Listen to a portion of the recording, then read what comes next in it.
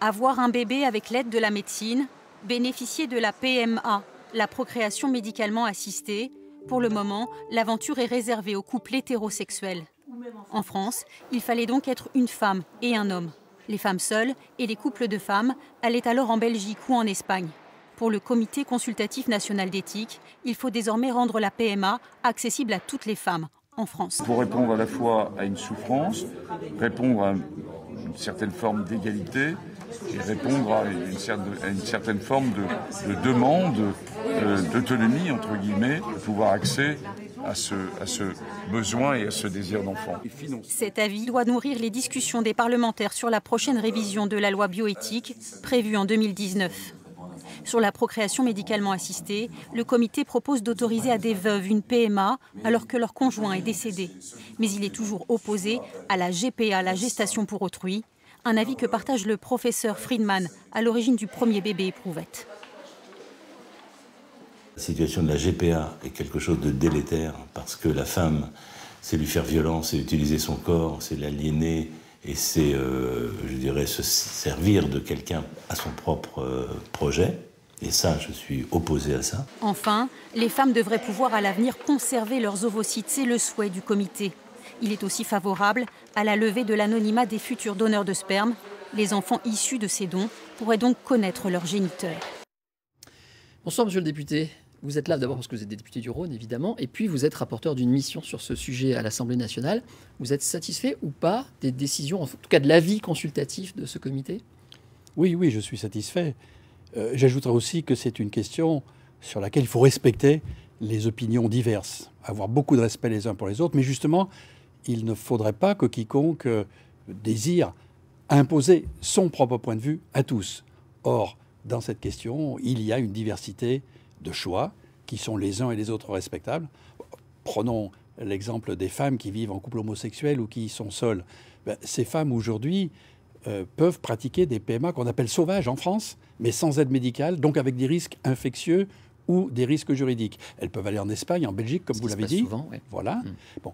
Et puis, elles pourraient demain bénéficier d'une PMA dans des bonnes conditions en France. Et donc, c'est une solution qu'il faut proposer, mais à celles qui le souhaitent. D'autres ne désirent pas ce parcours-là. Et il faut respecter une opinion comme l'autre. On a compris, respecter les points de vue, mais quand même, vous dites vous-même sur votre blog perso, il faut aller un peu plus loin. C'est pas suffisant. Prenons l'exemple de la filiation, vous dites qu'on va pas assez loin. Qu'est-ce que vous voulez dire par là ? Je pense que, quelles que soient les conditions dans lesquelles la procréation a été réalisée, avec une aide médicale d'un type ou d'un autre, dans tous les cas de figure, l'enfant n'est pas concerné, n'a pas choisi son mode de procréation. Il n'a rien demandé à personne, vous voulez dire. Exactement. Donc il doit pouvoir bénéficier de la plénitude des droits d'un enfant. Si les enfants qui sont nés par l'un ou l'autre des modes de procréation médicalement assistée, en France ou à l'étranger, mais pour des couples français, homosexuels ou hétérosexuels, qu'importe, s'ils n'avaient pas la plénitude de leurs droits, accordez-moi que ce serait quelque chose d'injuste. Un peu comme cela se passait dans le passé, quand les enfants illégitimes n'avaient pas les mêmes droits que les enfants du couple. Ceux qu'on appelait vulgairement les bâtards. Ceux qu'on appelait les bâtards n'avaient aucun droit, et l'enfant légitime du même homme avait la plénitude des droits. C'est un petit peu choquant. Donc vous réclamez les mêmes droits pour tous ces enfants. Absolument. Vous parlez aussi du double don de gamètes. Quand je dis les mêmes droits, allez-y. c'est aussi quelque chose qu'il faut entendre, c'est leur désir d'avoir une connaissance sur leurs origines. Je n'ai pas dit forcément de rencontrer celui qui a donné. Avoir accès à l'information. Mais accès à une certaine information. Et donc, puisque les PMA vont vraisemblablement s'étendre à un plus grand nombre, il faut en même temps réfléchir aux conditions de don de gamètes masculins, don d'ovocytes, pour aider par des campagnes à trouver un nombre de donneurs satisfaisant. Mais il faut aider ensuite les enfants qui naissent à pouvoir avoir des informations qui vont les satisfaire. Vous savez, on dit qu'un arbre, pour pouvoir dresser des branches vigoureuses vers le ciel, il faut qu'il ait des racines profondes. Je voudrais qu'on dise l'homme un est mot pareil. sur les personnes intersexes. Vous les citez aussi, on n'en parle jamais. Qu'est-ce qu'on peut faire pour améliorer leur quotidien ?